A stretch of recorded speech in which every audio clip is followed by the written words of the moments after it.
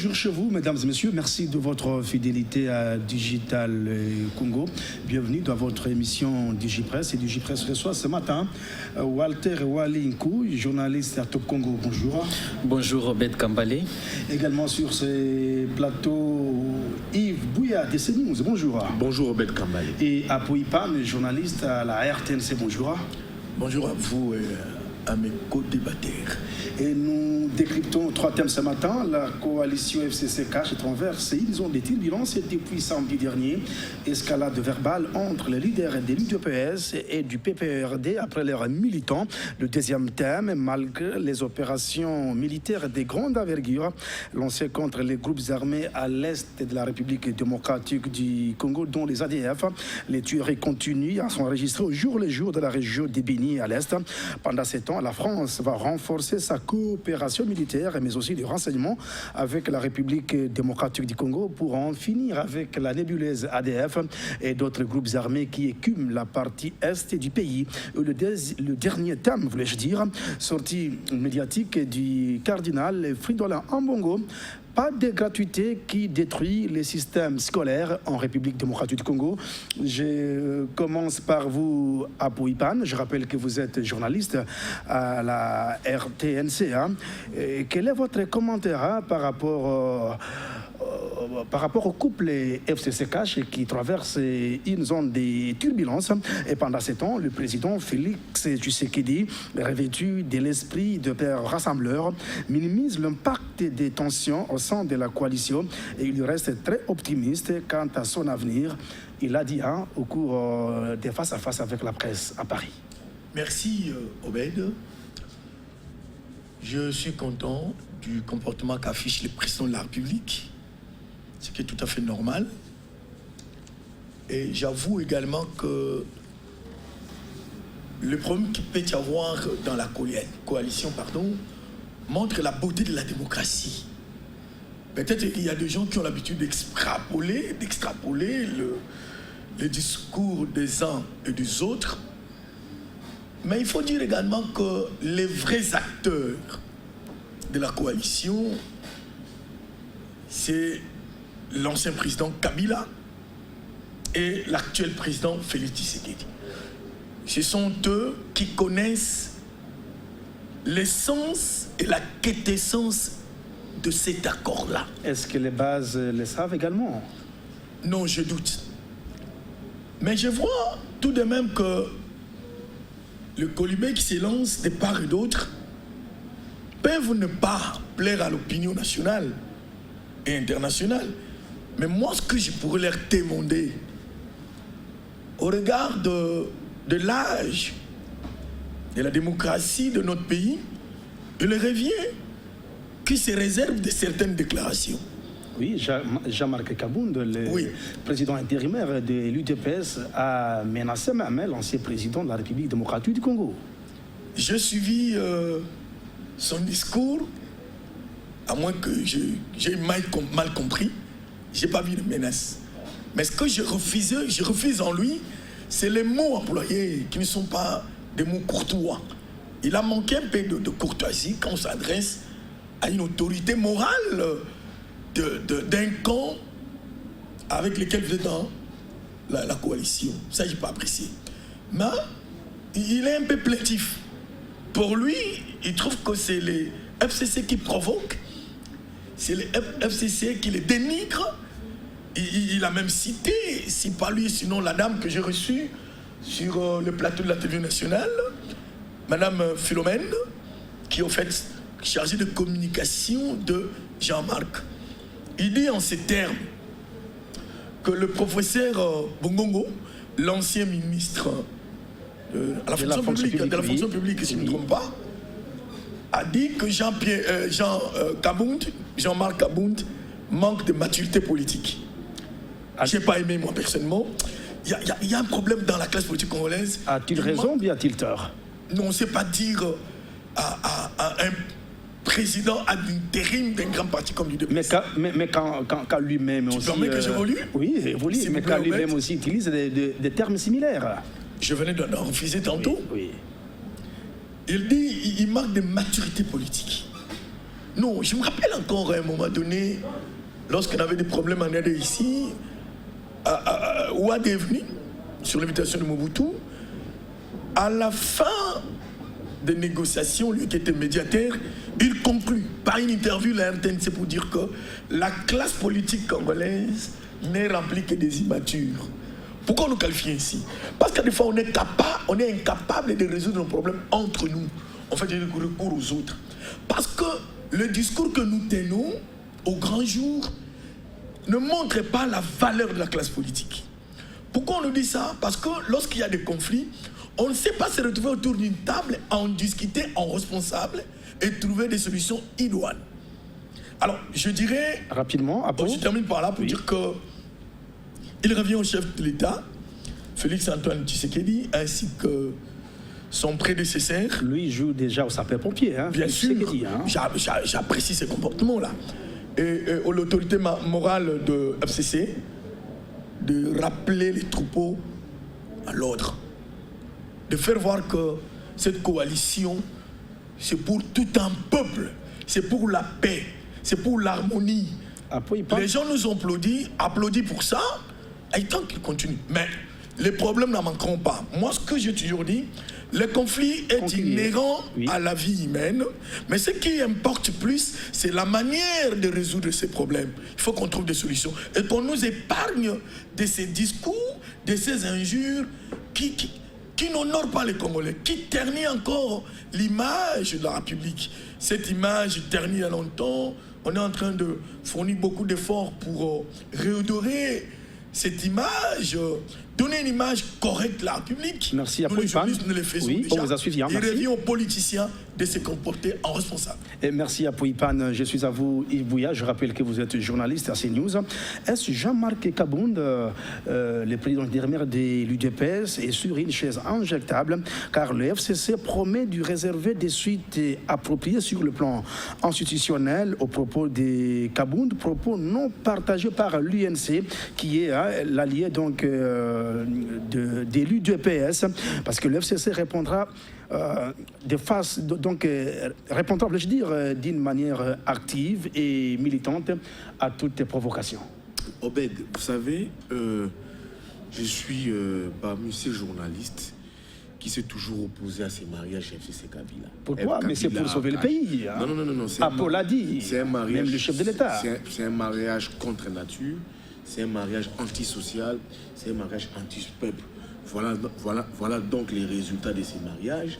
Nous avons des disputes, des injures de part et d'autre. C'est comme dans chaque foyer. Hein. Non, pas jusqu'à ce niveau-là. Nous avons deux mâles dominants, Joseph Kabila et Félix Tshisekedi, qui se neutralisent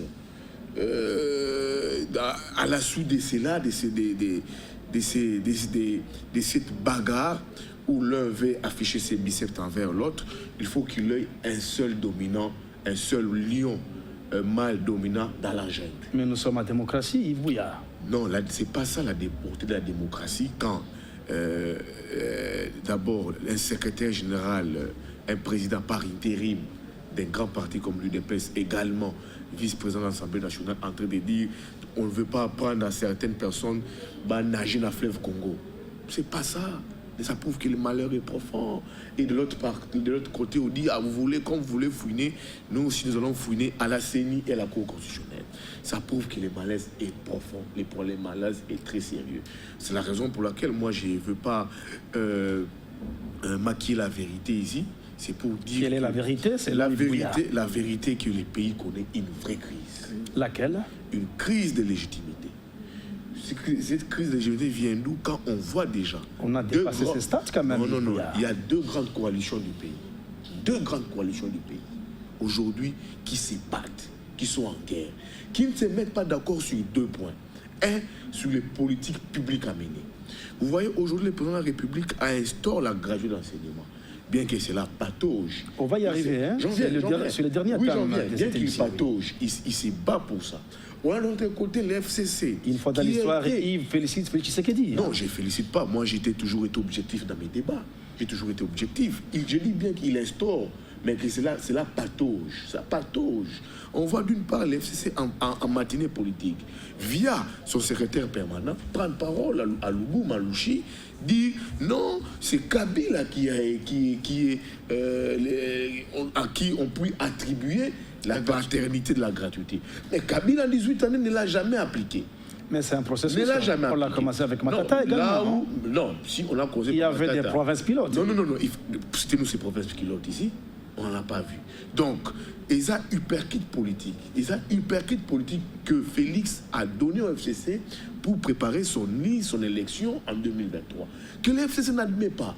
Ils vont encore s'entre-déchirer sur un autre point, sur les réformes à mener. Ils vont encore s'entre-déchirer. Ils ne se mettront pas d'accord sur les réformes. Maintenant, le FCC veut nous envoyer un politique à la tête de la CENI. Pourtant, la CENI est une institution d'après la démocratie. Elle doit être dépolitisée. Elle n'est pas une institution politique. Mais il faut changer la loi. Mais il ne faudrait pas... Et puis à travers le Parlement, je vous dis, qui est majoritairement FCC. Là, vous me rejoignez. Encore que c'est une institution que le président de la République ne maîtrise pas, les parlements. Il ne maîtrise pas cela. Il y aura encore bagarre entre ces deux malions. Oui. C'est pour dire quoi? Les pays traversent une crise de légitimité. Les pays aujourd'hui font face à une difficulté. Il y a le président qui a le plein pouvoir. Hein? Quand les présidents qui ont des pleins pouvoirs, quand ils nomment des mandataires, mais ces ordonnances souffrent d'exécution, c'est quand même grave. Quand on a des gouverneurs qui n'arrivent pas à obéir au vice-premier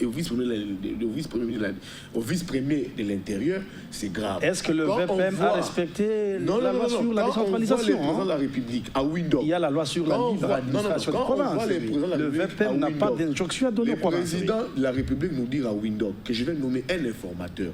L'ancien président identifie lui-même sa majorité et il ne nomme pas un informateur, nomme plutôt informateur, c'est déjà un problème. Oui. La solution aujourd'hui, c'est quoi? C'est les plans. On va y arriver. Je peux anticiper. Oui, allez-y. La solution aujourd'hui, c'est quoi? C'est les plans de sortie des crises de la Mouka.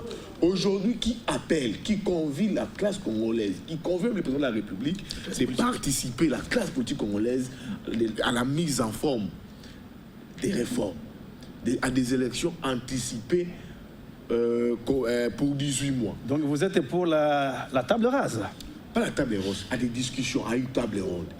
Mais pour aboutir à quoi? Non, mais quand je dis je parle des réformes, j'ai suivi Georges Kapiamba, qui est très introduit à l'UDPS, qui est très proche de Félix Tshisekedi, tweeté, aujourd'hui appelé, qui est pour cette table ronde. C'est quand même très important. Donc ces réformes, c'est pourquoi? Rapidement. Nous devons réformer la CENI. Il faudrait réformer la Cour constitutionnelle. Il faudrait aujourd'hui appeler les Congolais à des élections anticipées, non pas seulement pour donner des postes à X ou Y, mais pour poser des jalons pour des élections transparentes et crédibles en 2023. Merci Yves Bouya. Je suis à vous, Walter Ankoui. Vous êtes journaliste à Top Congo. Quel est votre commentaire? Vous venez de suivre Yves Bouya et puis Apoy-Pan. Est-ce à la base de diriger ces autorités? Je reviens sur des mots très importants que j'ai retenus dans l'intervention de mon aîné Apoy-Pan, quand il a cité Ouad, qui parle de l'immaturité politique. Ça, c'est évident. C'est tout ce que nous vivons depuis des années. Il y a un sérieux problème de l'homme congolais ou du modèle. Notre pays manque de modèle, il n'y a pas de référence. Ceux qui arrivent en politique ou qui cherchent à faire de la politique, ils ne le font pas pour l'intérêt général. Parce que vous voyez différents acteurs. Si c'est pour l'intérêt général qu'ils travaillent ou pour lequel ils sont là, ils ne devraient pas être là pour des colibés, se jeter des pics, des noms d'oiseaux. Mais c'est de la bonne guerre. Hein? Non, ce n'est pas de la bonne guerre. La population n'attend pas ça. La population attend du pain, logement, éducation, santé. Qu'est-ce que nous devons faire pour la population? Ce n'est pas question d'effigie, parce que tout est parti de ce qui s'est passé au Katanga, déclaration de Chadari. C'est parti, on a brûlé les effigies de l'ancien chef de l'État, et puis ceux du PPRD ont brûlé les effigies de l'actuel chef de l'État. Non, on n'en a pas besoin. Moi, je me demande, est-ce pour construire ce pays, on a besoin d'autant d'effigies sur l'ensemble du territoire national? Non. C'est de l'argent qu'on gaspille pour rien.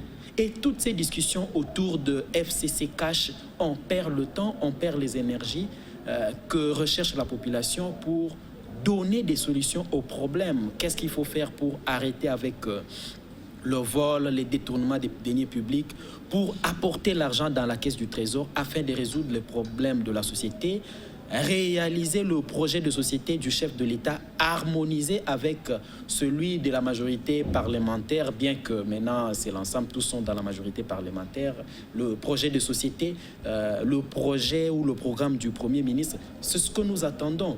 Mais quant à dire que tension, pas tension, moi je crois que nous risquons tous de perdre, surtout les gens qui sont venus de l'opposition, parce qu'aujourd'hui, à lire la situation, moi je ne vois pas les gens de l'UNC ou même quelques-uns de l'UDPS à soutenir qu'il y ait rupture entre FCC et Cash. Non, parce que il y aura des perdants. Partager le point de vue de Kabounda. Justement, je ne vois pas moi les ministres de l'UNC démissionner comme l'avaient fait en 2015 les gens de Ensemble pour le changement. Rentrer au chômage et attendre encore 4 ans. Je ne les vois pas. C'est pourquoi je reviens sur dire qu'il y a un problème de modèle, il y a un problème de confiance dans l'homme et surtout l'acteur politique congolais. Je peux vous garder, Walter Kou, en revenant sur ma question.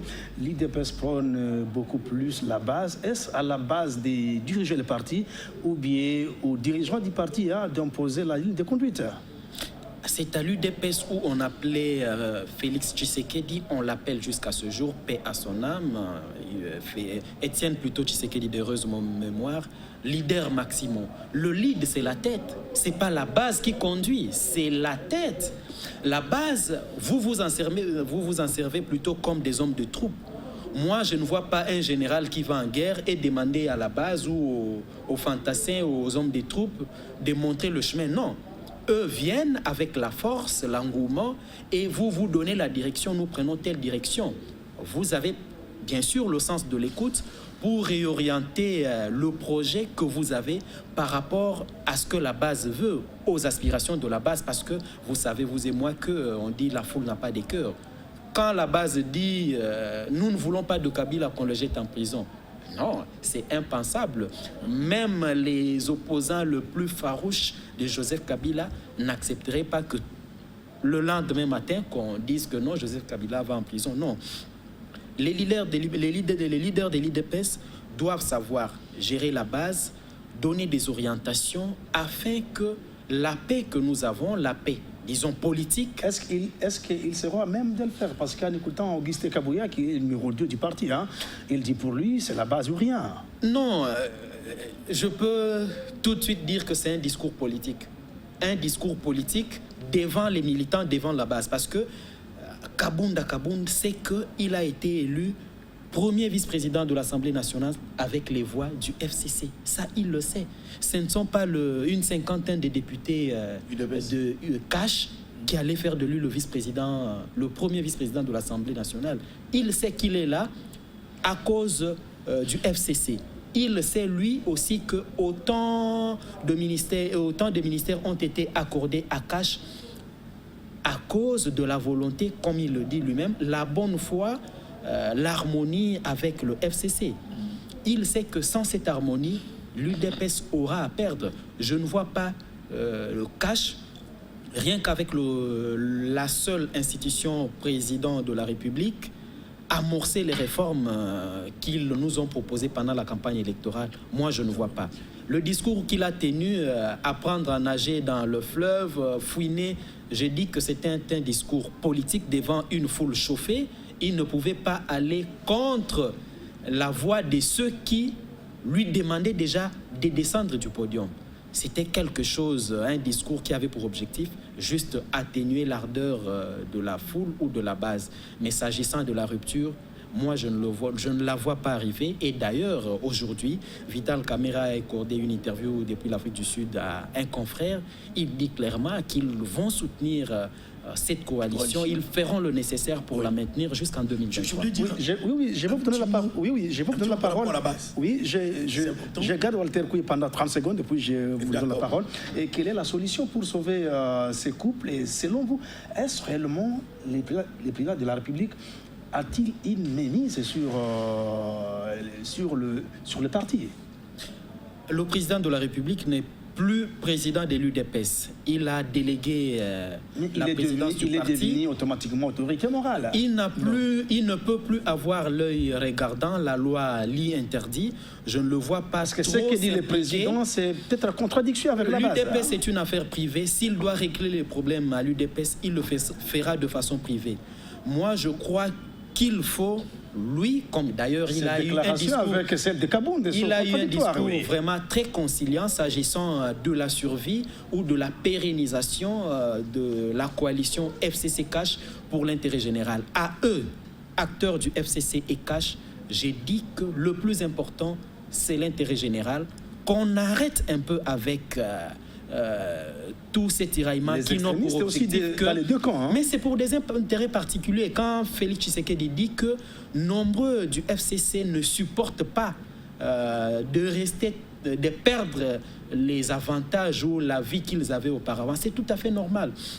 Donc, tous ceux qui accèdent au pouvoir, ceux qui sont aujourd'hui dans les institutions doivent préparer que dans 4-5 ans, ils vont se promener dans la ville sans gyrophare. Ils doivent se préparer à ça. Ça ne doit pas être... Merci Walter Koui. Merci beaucoup.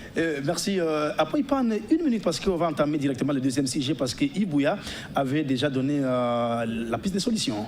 Oui, merci. Je prends la parole pour éclaircir un peu sur 2 points. Le premier point, c'est rapidement. Permettez-moi de m'exprimer, s'il vous plaît, c'est important. Allez-y. Nous voulons peindre un tableau qui permettra au peuple de comprendre les enjeux politiques en RDC. Le premier élément, c'est par rapport à la base. Leader, c'est la tête. Leader, c'est savoir conduire un groupe de gens. Et soyez vous-même modèle. Cher ami, sur l'aspect psychologique, on comprendra le comportement de la base de l'UDPS. Ce sont des gens qui ont été frustrés, arrêtés, tués, qui ont reçu des balles. Je suis même victime. Vous pouvez voir ici, une grimace. J'étais combattant, ça. C'est de Matete. Vont se rappeler, j'ai dirigé la section de presse Matete. Et lors que Eva Kaïmé va mourir, ils doivent respecter la loi. Je vais expliquer quelque chose d'important. Même les clauses. On ne le dit pas souvent à la télé. De la coalition, de le dire rapidement. Sur ton plateau.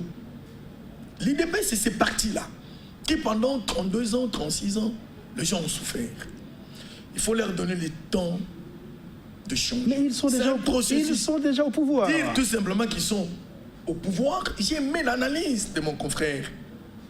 Il dit, le président de la République n'appartient plus à l'IDPS, c'est le président de la République, le président de tout Congolais. Mais qui a quand même sa famille politique, bien sûr. Il va les traiter en privé. Bien sûr. Je dis, prenons en compte cet aspect des choses, l'aspect psychologique des gens qui ont souffert. Il faut leur donner un temps de recyclage, d'encadrement, qu'ils comprennent qu'ils doivent changer. Mais c'est au leader de l'UDPS de le faire. Ils doivent changer le comportement. Ils doivent plus se comporter comme des combattants, étant donné que l'un de leurs dirige la République.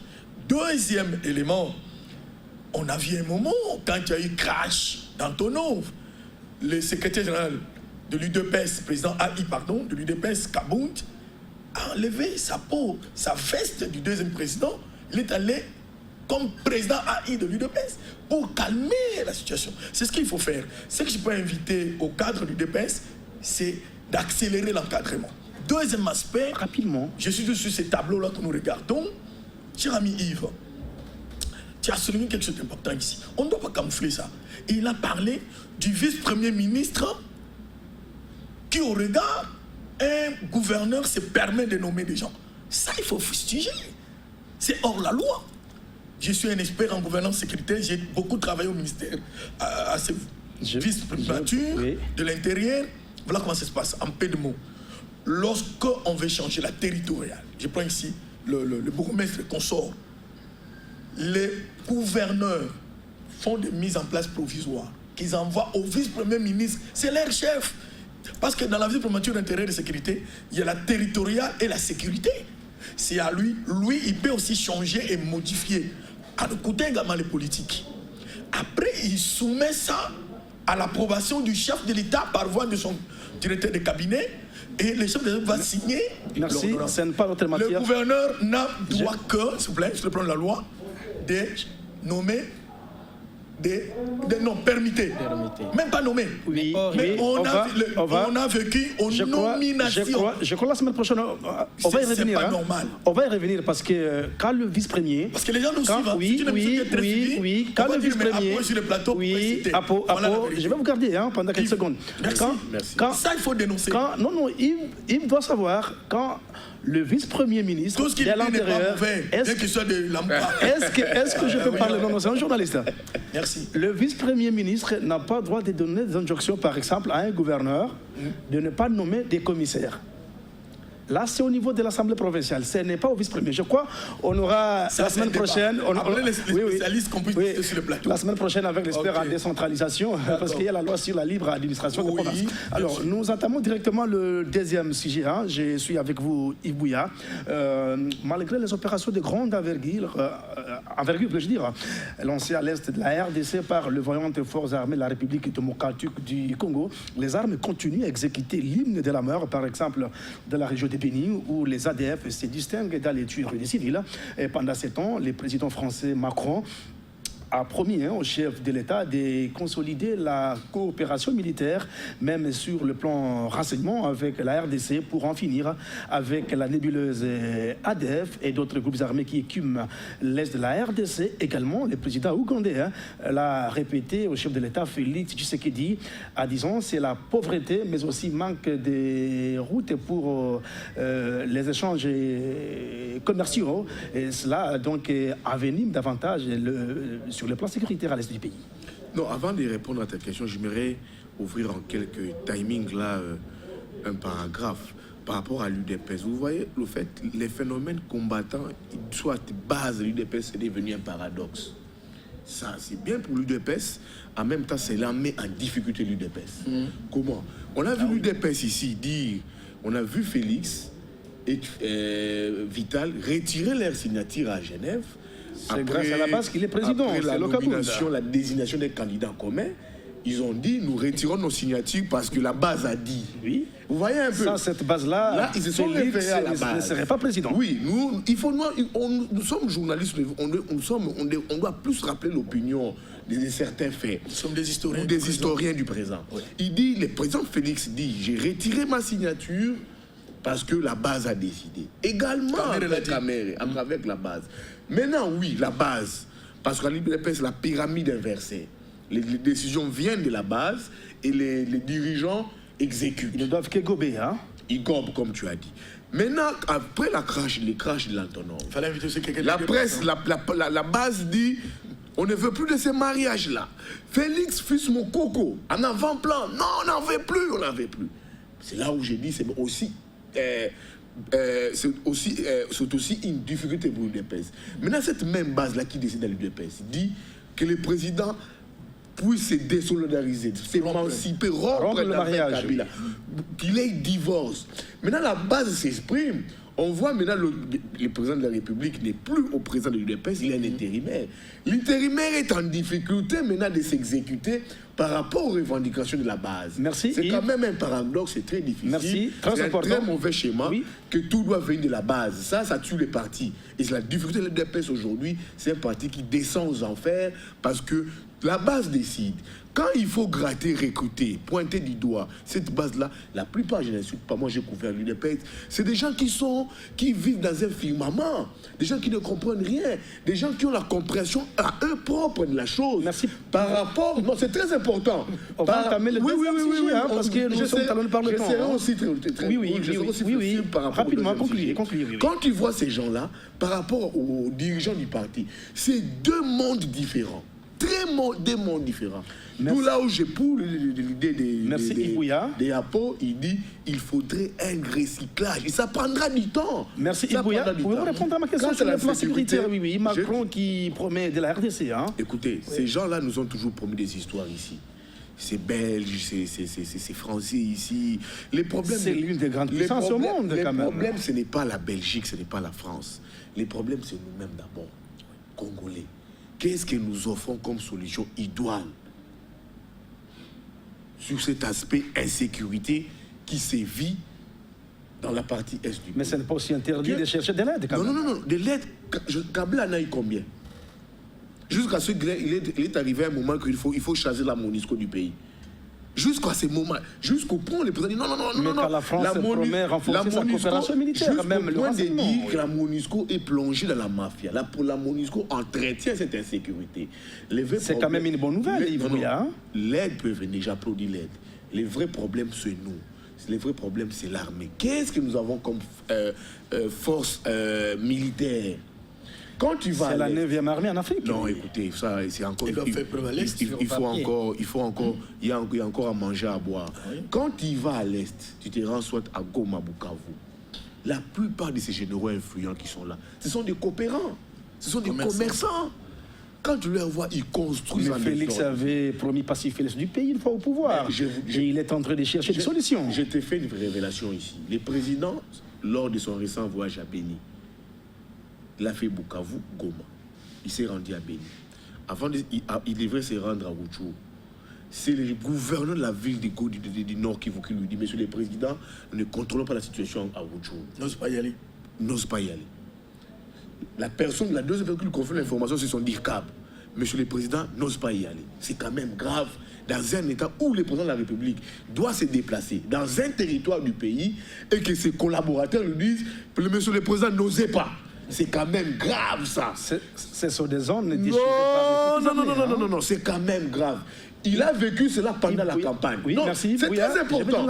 Il a vécu cela pendant la campagne. Il vit cela au moment où il est président de la République.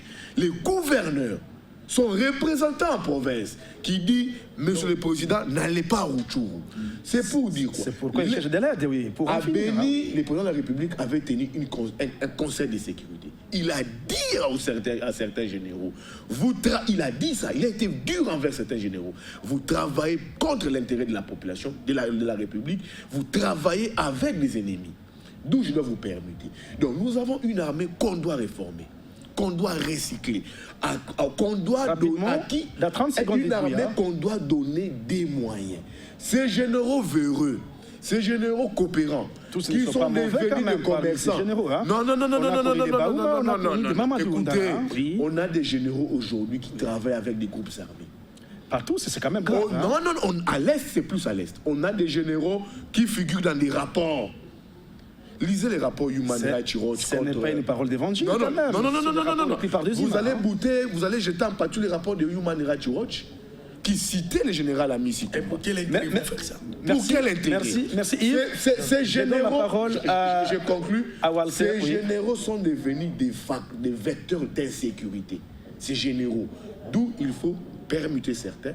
Et en même temps, ça se dit au-delà, il faudrait recycler l'armée, donner à cette armée assez de moyens pour préserver... Une armée bien nourrie, bien équipée, bien vêtue, bien motivée. Bien motivée pour préserver, pour donner à nos compatriotes réellement la paix dans cette partie est du pays. Merci Yves Bouya. Je suis à vous, Walter Nkouy, des top congolais. Quelle est votre analyse? Parce que Macron promet aider la RDC pour en finir avec la nébuleuse ADF à Béni et d'autres groupes armés qui sévissent à l'est de la République démocratique du Congo. Peut-on parler d'une bonne nouvelle? Parce que Museveni également de l'Ouganda l'a promis au chef de l'État, Félix Tshisekedi. Et quelle solution pour pacifier l'est du pays?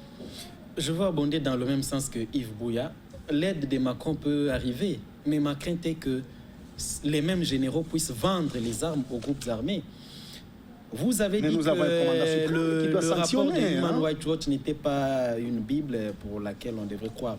Mais Mouzito, Premier ministre, a ramené la ration alimentaire qu'il a achetée au front ici. On n'a jamais sanctionné... les officiers chargés de la logistique et ceux qui s'occupent de la ration alimentaire de l'armée. Rappelez-vous, la ration achetée dans les la ration que nos militaires devraient prendre au front était vendue, détournée par les généraux. Ils n'ont jamais été sanctionnés. Non. Mais nous avons un commandant suprême, oui. Oui, mais il doit sanctionner. Il doit sanctionner, à mon avis. Également, oui. Non, il n'y a pas de processus... Au risque d'aide sur le plan renseignement, c'est tellement important pour lutter contre le terrorisme. Les officiers coopérants, commerçants, on le connaît. ils construisent ici, ils ont des entreprises au nom de leurs femmes. Des intouchables. C'est question de les mettre de côté. Pas plus longtemps qu'il y a 2 jours passés, je me suis entretenu personnellement avec l'envoyé spécial des États-Unis pour la région des Grands Lacs, Peter Pham. Il dit, nous sommes limités. Nous ne pouvons pas aider Félix Tshisekedi en matière de sécurité parce que nous sommes limités. Nous lui avons demandé de mettre de côté de la chaîne de commandement les généraux. Il a lui-même cité, c'est passé sur Top Congo, il a cité 3 généraux, mais ils sont nombreux. Il lui a cité 3 généraux qu'on devrait mettre de côté pour recevoir un appui direct des États-Unis pour traquer tous les groupes armés.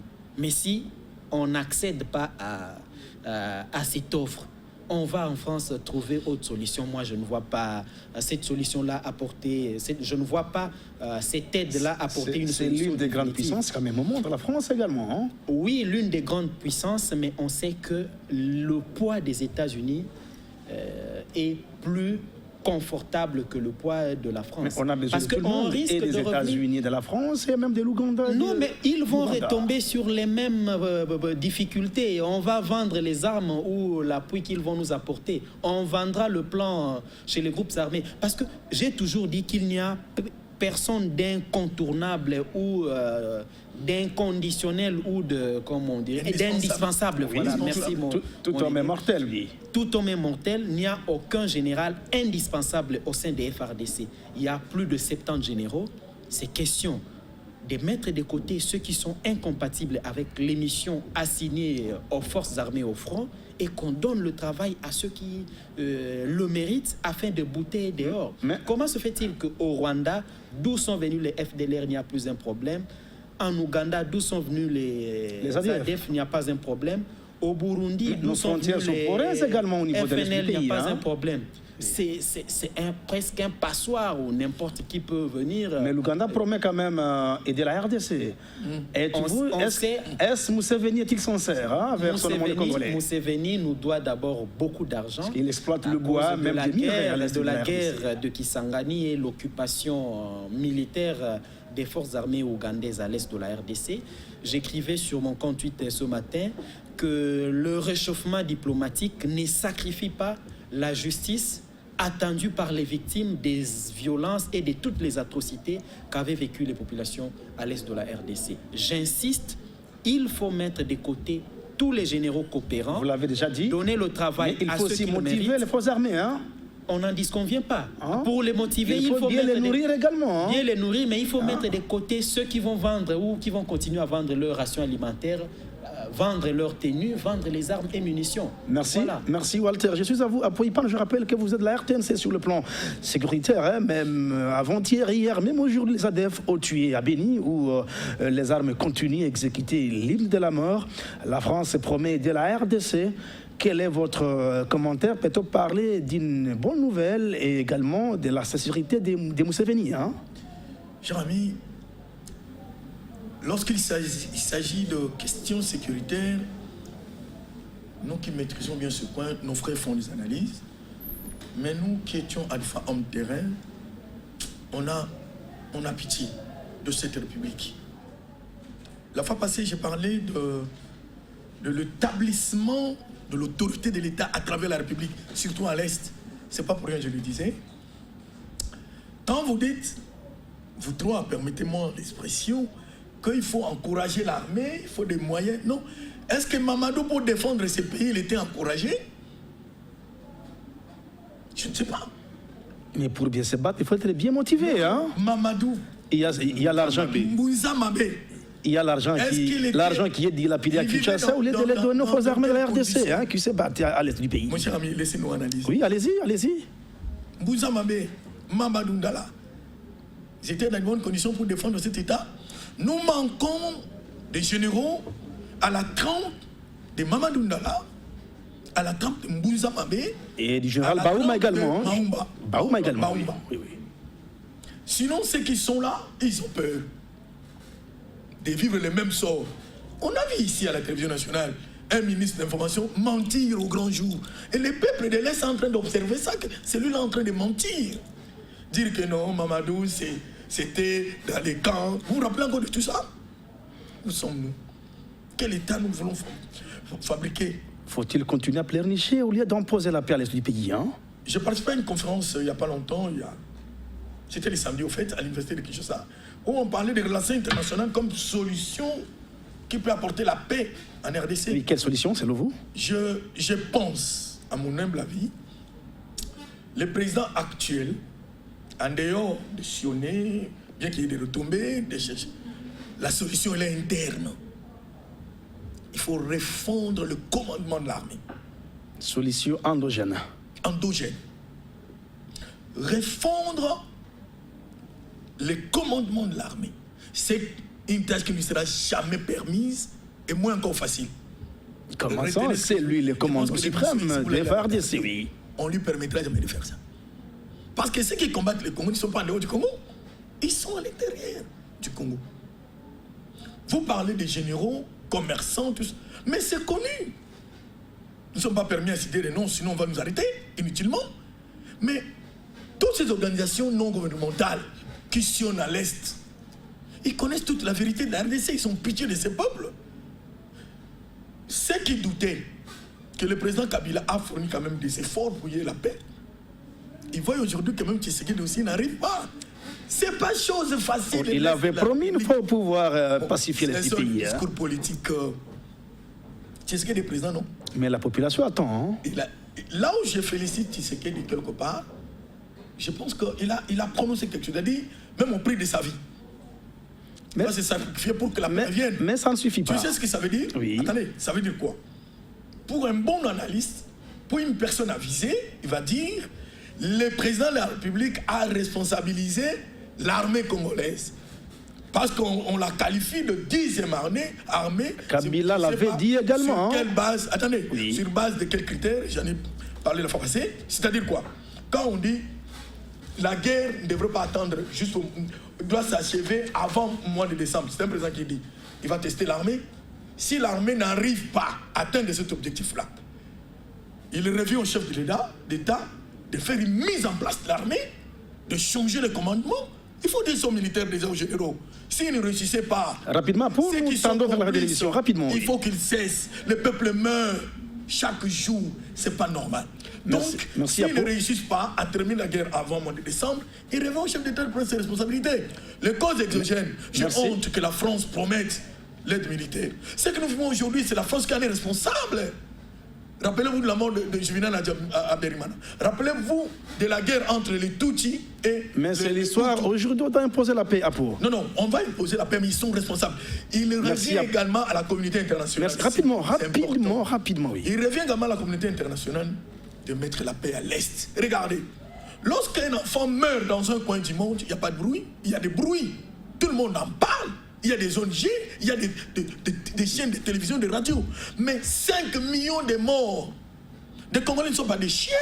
C'est une injustice, de morts. Qui doit être corrigée. Hein? Une mort de plus. C'est une honte pour la République. Mais ça continue. Merci. Ça continue. Merci Apo. Hein? Vous savez que ça continue? Merci. Nous sommes à la fin de l'émission. Chacun aura une minute. Comment accepter des choses comme ça? Jusqu'à quand? Chacun aura une minute parce que nous... J'ai beaucoup de frères à l'Est. Quand tu me poses des questions sur l'Est, cette partie de la République, je suis prêt à pleurer. Merci Apo. Non, c'est pas normal. Ils vous suivent. Merci Apo. Chacun aura une minute pour conclure cette émission. Le dernier thème, la sortie médiatique. Je suis avec vous, Walter Nkoué. Je rappelle que vous êtes journaliste à Top Congo. Hein. Fridolin Mbongo, le cardinal. Il dit pas de gratuité qui détruit le système scolaire. Il répond également à Martin Fayoulou. Le débat sur la vérité des urnes doit être dépassé également. Rapidement. Le cardinal, s'agissant du deuxième point, Fayoulou, il est un peu plus réaliste, c'est de la réelle politique. Vérité des urnes pour aboutir à quoi? Si on doit... À la transition, c'est Loïc Bouya. Non, on risque de plonger dans un schéma hors constitution. Je n'accède pas. Je pense plutôt que, s'agissant des réformes, oui, il faut des réformes parce que...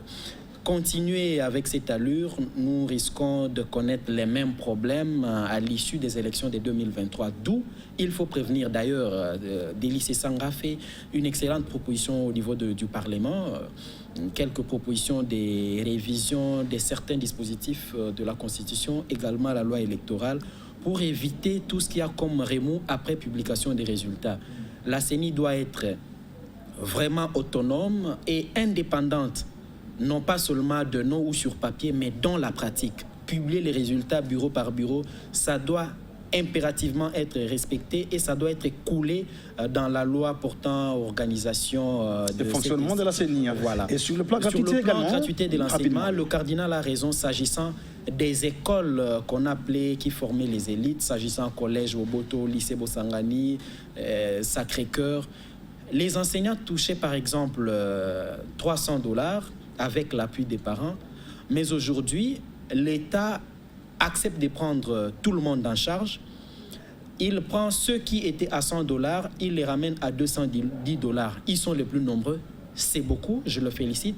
Mais on ne peut pas prendre ceux qui étaient à $300, $350 et les ramener à 200. Oui. Voilà. Ça va démotiver les enseignants. Que les autres. Non, ils ne sont mais pas ça plus va congolais, démotiver mais les en matière enseignants. professionnelle, on parle des droits acquis. Merci. Les droits acquis, Merci. on les conserve, on ne les perd pas au risque de démotiver ceux qui les ont Merci déjà. Walter. Merci Walter. Souffrez que vous coupe la parole. Ibouya, rapidement. Non, la sortie médiatique de Fridolin Ambongo qui a parlé sur la gratuité, mais il a répondu également à Martin Fayoulou. Vous optez pour la transition. Je comprends que le cardinal maîtrise les réalités de son peuple. Quand il parle de la gratuité, c'est pour dire que c'est une gratuité qui patauge. On ne peut pas y aller comme ça. Il faut passer par des réformes. Il fallait un état des lieux sérieux pour lancer cette gratuité. Quant à Martin Fayoulou, il ne faudrait pas... Là où le cardinal il a un peu constipé sa réflexion. C'est trop grave, Ibouya. Il dit que Martin Fayoulou doit arrêter la tourner la page. des urnes. Non, la vérité des urnes n'appartient pas à un individu. La vérité des urnes appartient à un peuple. Mais les leaders de la Mouka ont laissé ces combats à Martin Fayoulou seul. C'est un combat qui appartient au peuple congolais dont la victoire a été volée au lendemain des élections du 30 décembre. Ce que j'ai aimé aussi chez les cardinals, c'est qu'on lui pose la question sur le plan des sorties des crises de la Mouka. Il dit non, c'est des bons droits, ça doit évoluer. Ce que nous devions comprendre, rapidement, nous devons décrypter dans les propos du cardinal, les cardinals voudraient rassembler toutes les sensibilités politiques autour d'une même table pour que les pays avancent au lieu que les pays puissent bloquer. Donc la transition. Donc vous avez évoqué. Aujourd'hui, la communauté internationale qualifie le Congo d'un mot, d'un slogan. C'est un pays de go and stop. Merci, merci Yves. Quand nous avançons, merci Yves. C'est le résultat des élections. On est à la fin de l'émission. Apo va conclure rapidement. Merci. Apo, rapidement. Par la gratuité de l'enseignement, je dois rappeler au peuple congolais qu'il y a eu un nombre considérable d'enfants qui n'étudiaient pas, au vu de la situation économique, socio-économique dont nous sommes victimes. Mais il y avait beaucoup de préalables. Son nom, il est chargé du partenariat mondial pour l'éducation. Elle venait d'être ici et elle a été reçue par le ministre d'État en charge de l'éducation, de l'enseignement primaire secondaire technique, Oliba Kunga. J'ai interviewé cette dame, elle m'a dit ici qu'il ramène 2,5 millions enfants à l'école, sur la route de l'école. Vous voyez quelle jeunesse on devait... C'est une bonne chose, mais le traitement des enseignants, par exemple, c'est ce qu'a dit le cardinal même, Walter. On y va tranche par tranche, étape par étape.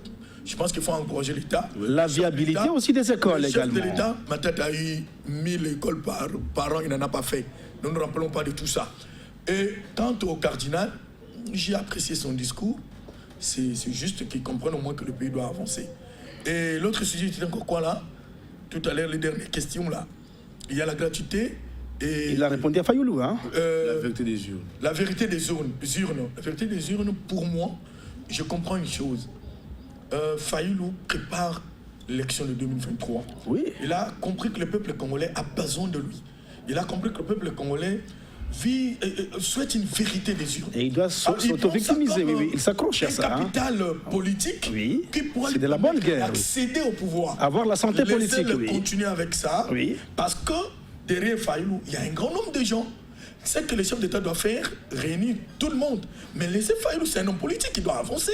Ils sont dans la guerre de leadership dans l'opposition. Mais lui, au moins, partout il passe, il réunit des gens.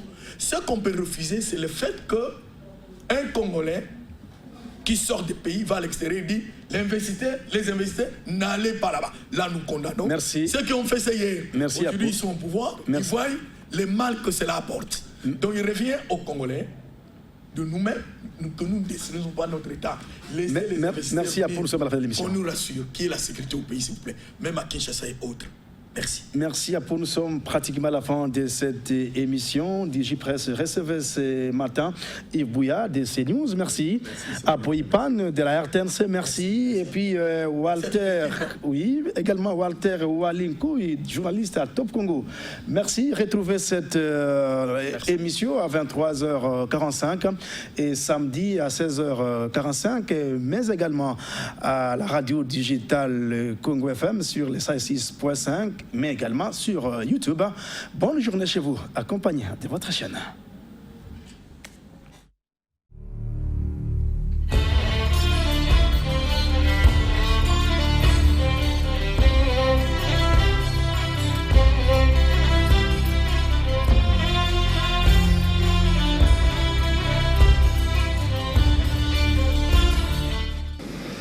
Mesdames et messieurs, bonjour, bienvenue à votre émission DigiPresse.